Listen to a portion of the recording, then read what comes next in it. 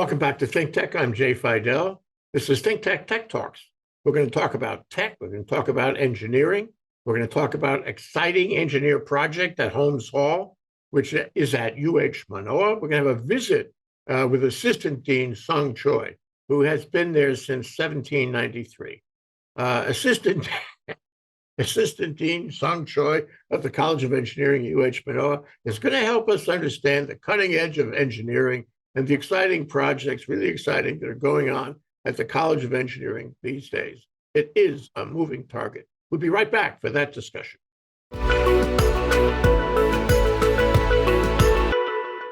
We're back with Song Choi. Welcome to the show, Song Choi. How you again, Jay? Last time I saw you was in person. Yeah, it was several years ago, and we were catching up, and I wanted to catch up again because I figure if science and technology are moving, and they are, then certainly the School of Engineering is moving because, as I have told you, every engineer is a scientist, and every scientist is an engineer. So tell us about changes, and tell us about changes in your curriculum and the division of engineering into the various categories. Sure, Jay. So College of Engineering is made up of three departments. It's the civil and environmental engineering, and then we have the electrical computer engineering, and we have mechanical engineering. And within those departments, we have 5 degrees. We have the civil engineering degree, the computer engineering degree, construction engineering degree, electrical engineering degree, and mechanical engineering degree.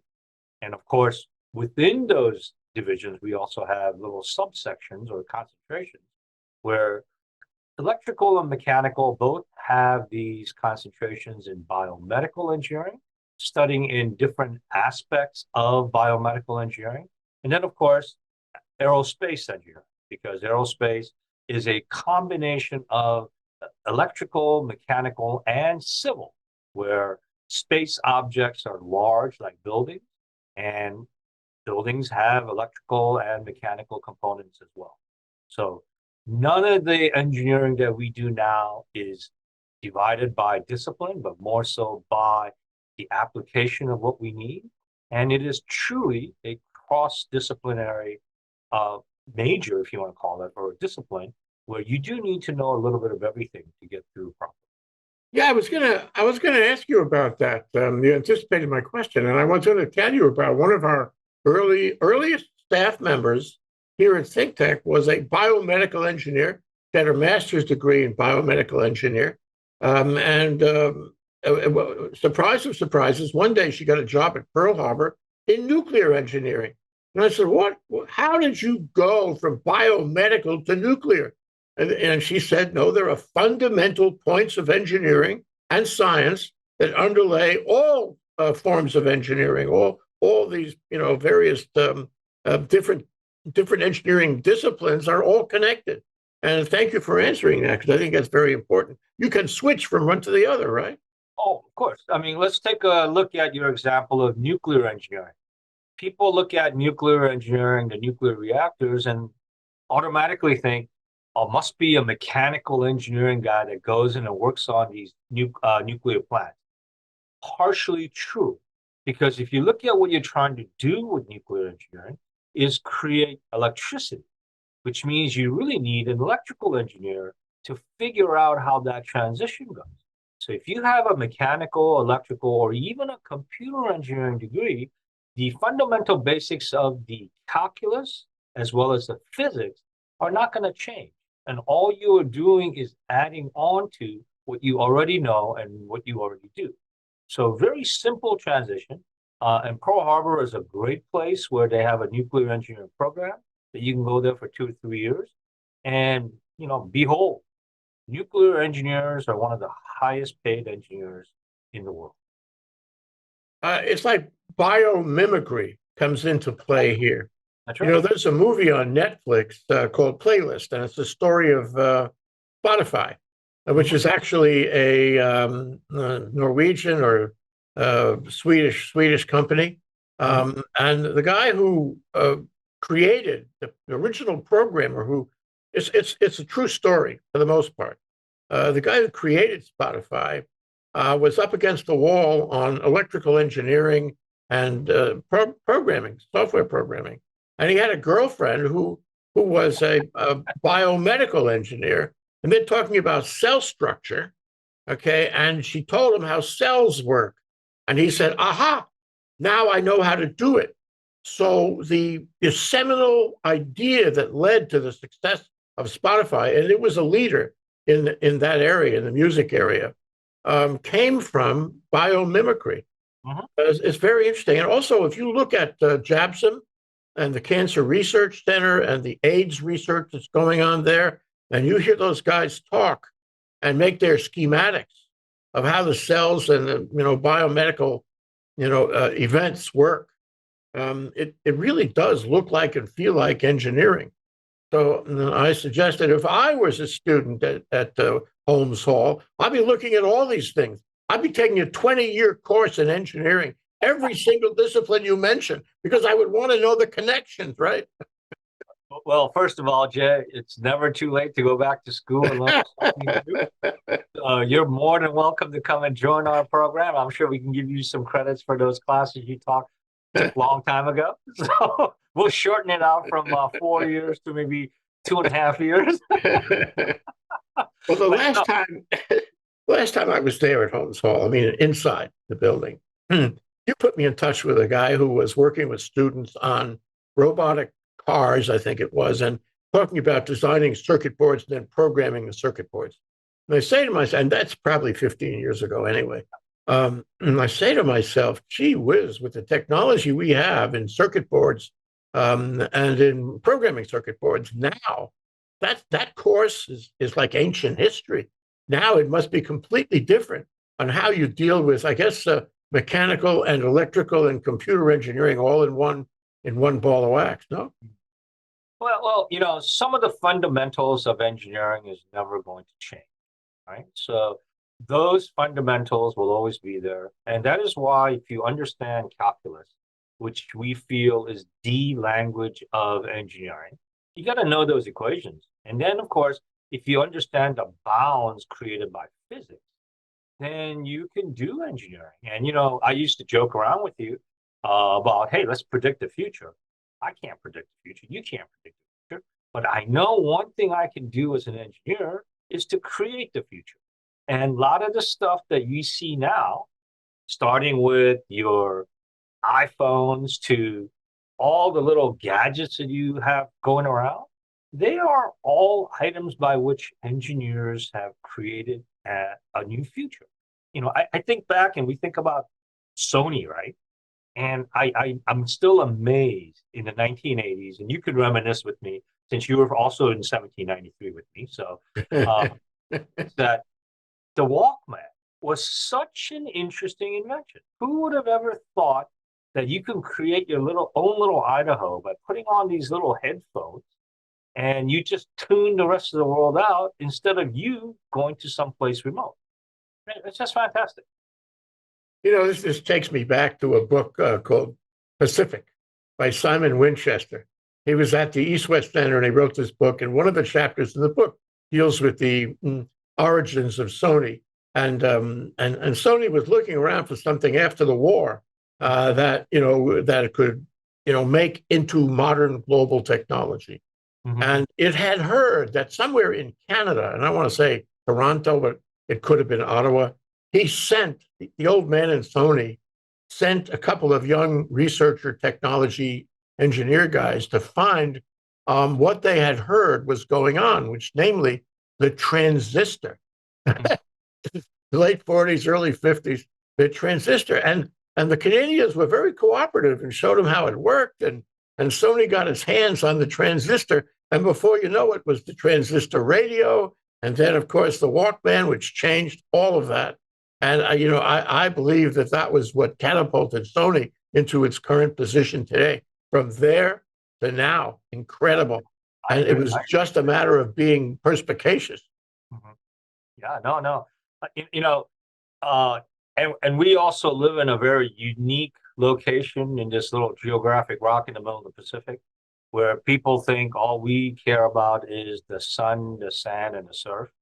But there have been things that have happened here. To name one is what you're also familiar with, this thing called AlohaNet, where if we didn't have AlohaNet, where all these DARPA packet transfers were being experimented back in the late 60s and early 70s, we would not be doing this, because you would not be doing packet transfers over the computer, and we would not have cell phones, because that's the whole technology that it's based on. I mean, it's just incredible what can happen when we live in a place that has limited resources. And Hawaii is one of those places where everything is limited, because not only do we ship stuff in, and we got to ship all our crap out too, right? So we have a huge innovation issue here, where I think we're trying to come up with solutions that may be easy someplace in the mainland or someplace in other areas, where it's just very difficult here in Hawaii. Yeah, one good idea can change the world, and therefore one idea can make somebody very rich. It's extraordinary how the tech industry has done, and the software industry has done. Sometimes I think it's unfair they make so much money, and maybe Congress will address that. But I wouldn't hold my breath. In any event, we live in a time of disruptive technology, Yes. and I think that's what we're talking about: how it disrupts our lives and changes our world, and gives the species leverage that was not even imaginable a few years ago. That's why it's so hard to predict what these disruptive ideas might be. But you and I have both seen the disruption of AI. Mhm. And I wanted to ask you a big, $64 million question. How does AI affect those courses you described at Holmes Hall? Hmm. Well, the biggest effect that we have with AI, and we've also noticed through the 2 years of the pandemic, is that though we can be so good with things like Zoom and online courses and online interviews like what we're doing, it is also that we are creating very intelligent, innovative, creative students that can use technology in bad ways as well. So you have AI that can create reports now, or writing. So that obviously is a form of cheating on exams that we probably haven't thought about until now. But even 2 years ago, nobody thought about taking exams on a computer like this would be an issue, except for the fact that I can open multiple windows on my computer now. And one can be something like Google Docs. And if you and I have Google Docs open, literally, you and I can communicate about the problem online and answer an online question while the exam is being given. And these are all things that we did not really anticipate firsthand, but we did make provisions to catch up on those. And of course, hey, AI is going to develop. AI is supposed to make our lives more convenient, more worthwhile. Socrates and Aristotle had it right. They're going to live on the clouds and have everybody else do stuff for us. And that's what we're doing. We create robots so we can be lazier than anything you want, and then have somebody do the dishes, somebody clean the floor, somebody make the food. We just come down to have our dinner and go back up. Yeah, Andrew Yang, and get a guaranteed salary no matter what. Don't have to work. It's coming. Yeah. But think about AI that is troublesome is that you can write a paper, you can come up with stuff that would qualify for a final exam at Holmes Hall, and it could be generated out of AI. Now, just as my observation, I wonder if you have observed the same. It's moved so fast. A few weeks ago, I saw a program that looked at text that was generated by AI. Okay, and if the text, it determined whether that text was generated by AI, and if the text was AI text, the program would color it all red, and an alarm bell would go off. And we knew we had this kind of reverse plagiarism. Yep. But you know what? Now they got programs that are much more sophisticated. A few weeks later, and the program not only tells you whether it's AI generated text, but what is the probability that it is AI text, and the numbers are coming down. What I mean is the AI text is so good that these programs can't catch it so fast. You know, it's like text to audio. You know, sometimes when you put the text in and the audio comes out, it's so good it sounds like a human voice, and that's using AI. What I'm saying is the AI is getting slicker, more sophisticated, more difficult to identify every day. So we are living in a time when you won't be soon enough. You won't be able to tell at all. No, I think Jay, you bring up an extremely good point. People are worried about AI and machine language and all this other technological developments, and they were worried about things happening with your bank accounts and all this other stuff. But what we really should be concerned about is AI utilizing exactly what you said: sentence structuring, voice patterns, even video mimicry, and coming up with Jay Fidell coming up on TV and giving a message, and Jay raises his hand and said, I never said that. Except it looks exactly like you, it sounds exactly like you. And if you get the AI correct, it can probably get all your idiosyncrasies about how you put words together, how you put sentences together, where you would have be sitting there scratching your head saying, in my old age, did I do an interview that I forgot about? Really? And it's not just a dark web thing. It's not like, it's in the back of the class, back of the room, on the underside. No, no, no. You can go right now today, Song Choi. You can go right now today and you can get a program that will take your photograph and make it into a dynamic photograph. You can get a voice, text to voice machine that adopts your speaking style and sounds just like you. And then you can get a program that will take that voice and that photograph and make it look like you are speaking with the same gestures, the same personality traits that you have. And all of this is available to you and me for a price. But it's all available to you and me right now. You could do this right now. And if you can do it now, and we're only a few months into all the activity about AI, the public face of AI, imagine what will happen in 6 months or a year.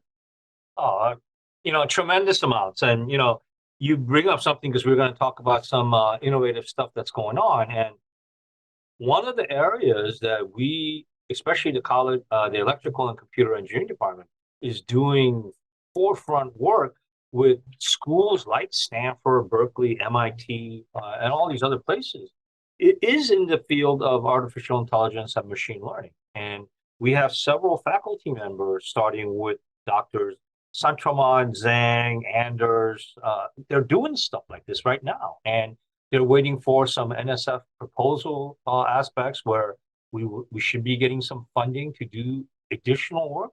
And an interesting thing is, we were always used to the fact that research at these levels were being done by graduate students and faculty and postdocs.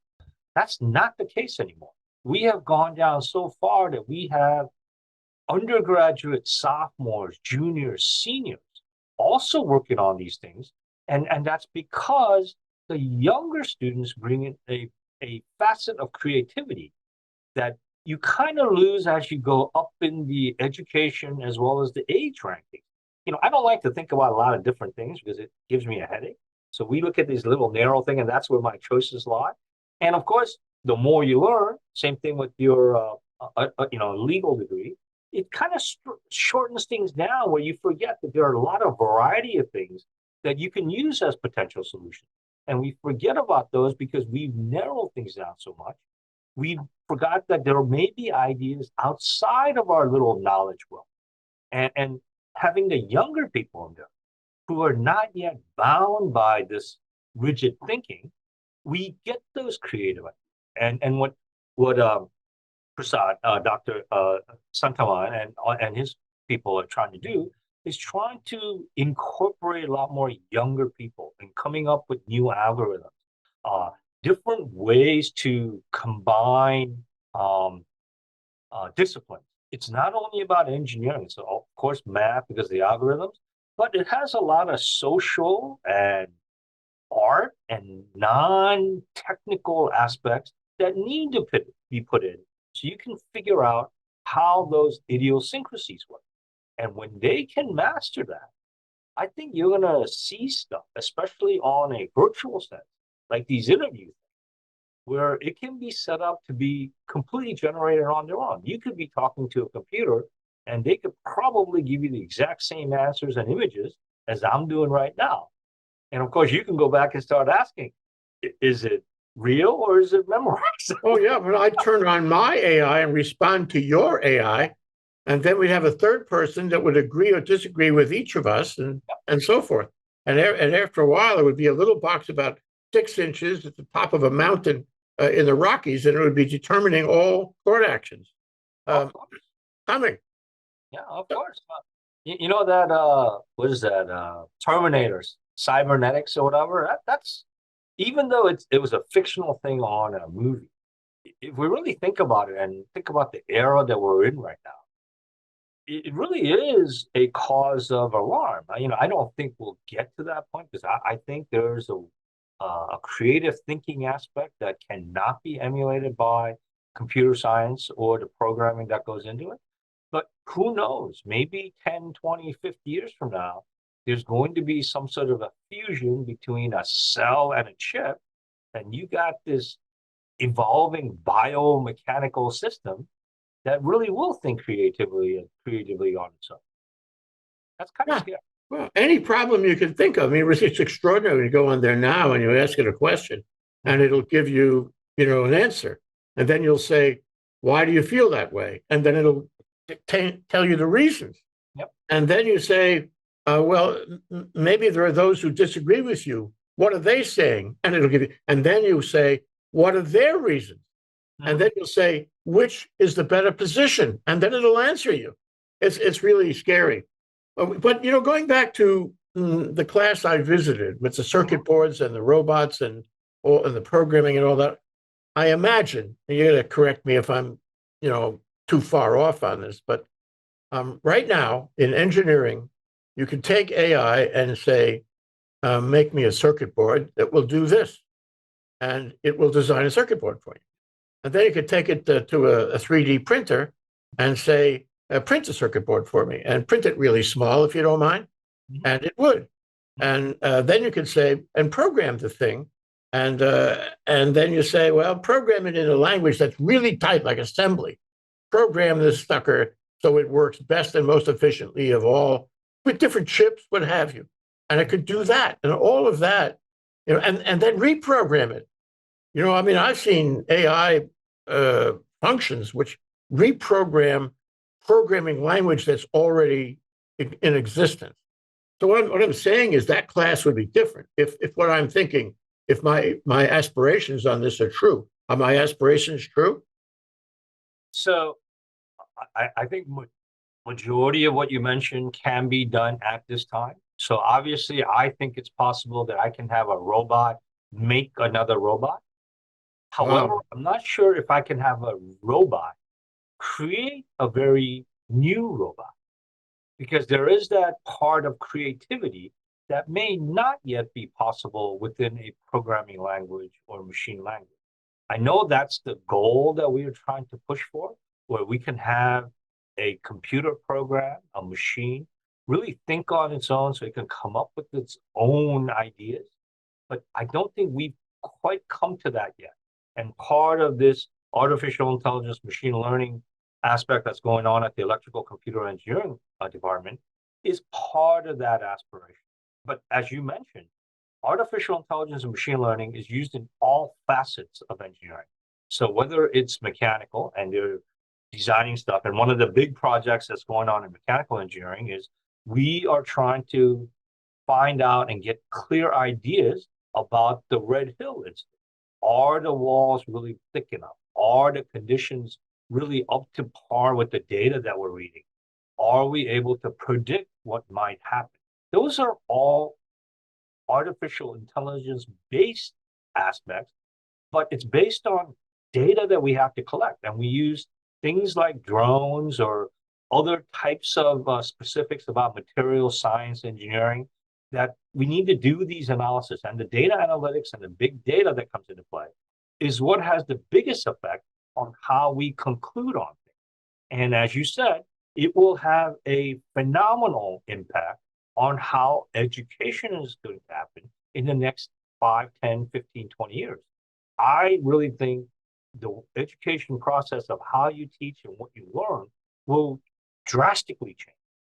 My biggest fear is that everybody is going to go to YouTube University if all they want to do is figure out how to fix something. Because I go on YouTube and I can figure out how to fix any car now. It's not like before where I had to get an O'Reilly book and flip through pages and take pictures and stuff so I can figure out how to put it back together. Now you just run a video forward and take it apart, and then you run a video backward and you can put it all back together again. I mean, who needs to go to a school to be a mechanic or to learn how to do many of these engineering problem solving? I hope that going to the College of Engineering is a way in which you are taught to think critically, think on your own, and of course, the main impact that you and I have been trying to do is learn how to learn. I think if you can do that and you can empower students to do that, we are going to have a society that is going to be able to develop on its own and keep pace with all the developments and innovations that's necessary. And a time of enlightenment, hopefully. Hopefully, yes. Strikes me that science and engineering will change. Why do I say that? I envision in the future, not too distant, that the study of engineering will not be like it was. The study of engineering will be the study of AI. How do I frame my questions? How do I frame my logic? If you look, and I have the same experience with YouTube that you do. Whatever you're interested in, it will serve it up to you. So I'm interested in this kind of thing, and it serves it up to me.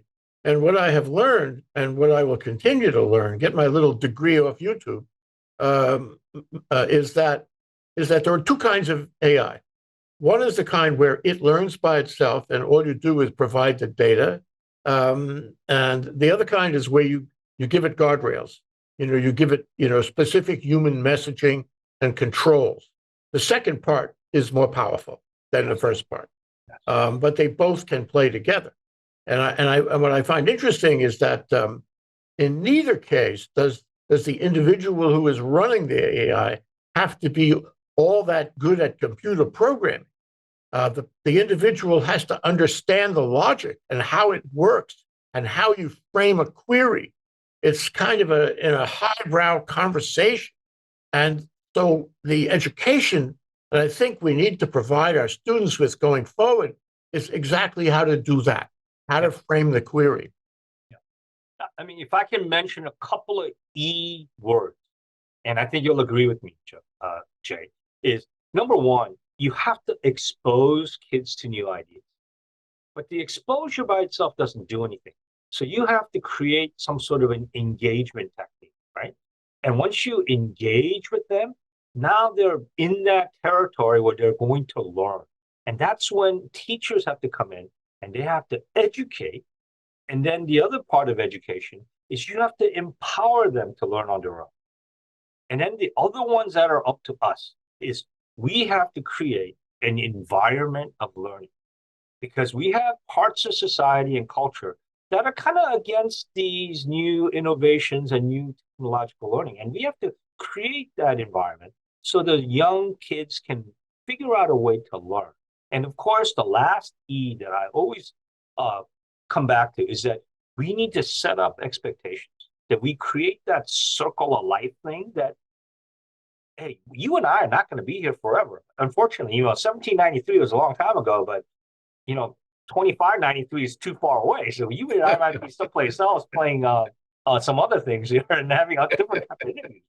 But we need to set up expectations so that the next generation can benefit from the kids and the students that we've taught in this generation.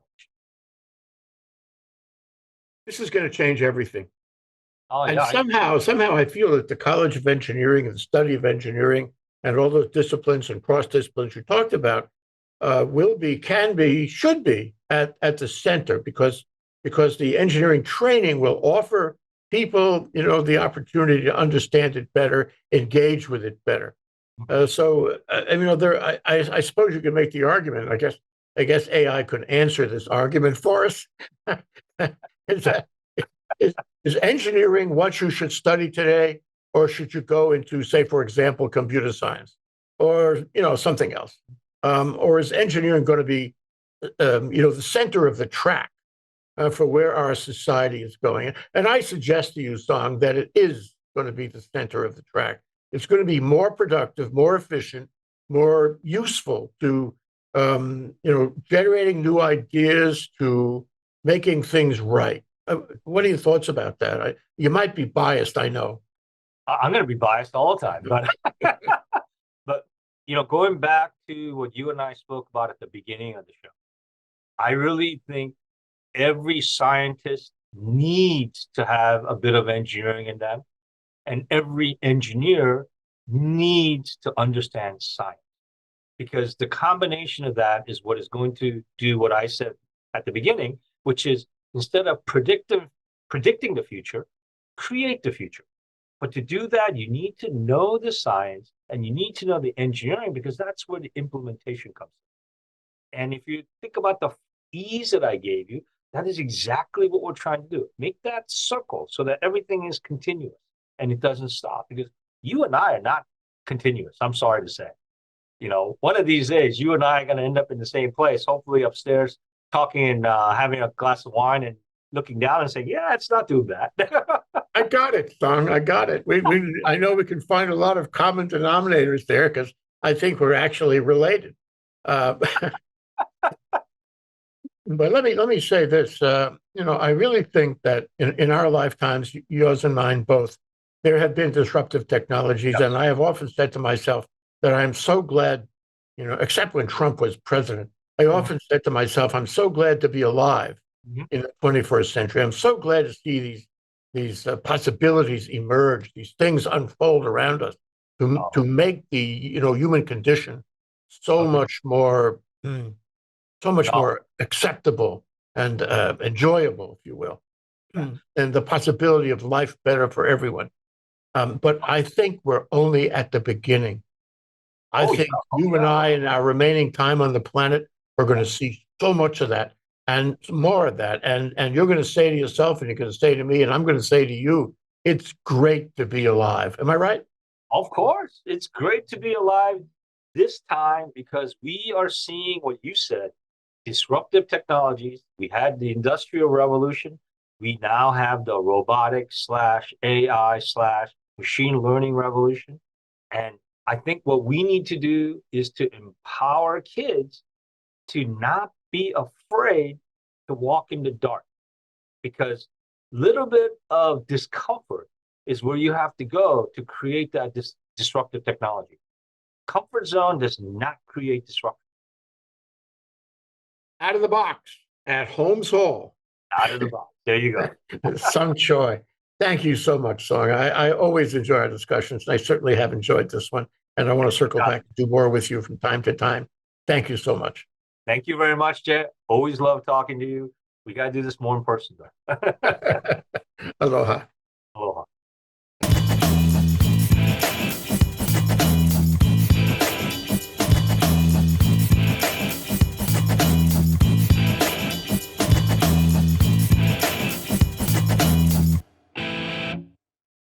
Thank you so much for watching ThinkTech Hawaii. If you like what we do, please like us and click the subscribe button on YouTube and the follow button on Vimeo.